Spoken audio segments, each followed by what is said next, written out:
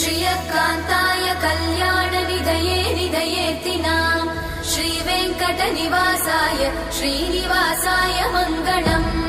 लक्ष्मी सविभ्रमालोकसुभ्रूविभ्रमचक्षुषे चक्षुषे सर्वलोकानां वेङ्कटेशाय मङ्गलम् श्रीवेङ्कटाद्रिशृङ्गाग्रमङ्गलाभरणाङ्ग्रये मङ्गलानां निवासाय श्रीनिवासाय मङ्गलम् सर्वावयव सौन्दर्य सम्पदा सर्वचेतसां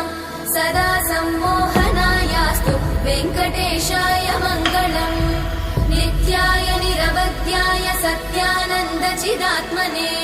सर्वान्तरात्मने श्रीमद् वेङ्कटेशाय मङ्गलम् स्वतः सर्वविदे सर्वशक्तये सर्वशेषिने सुलभाय सुशीलाय वेङ्कटेशाय मङ्गलम्।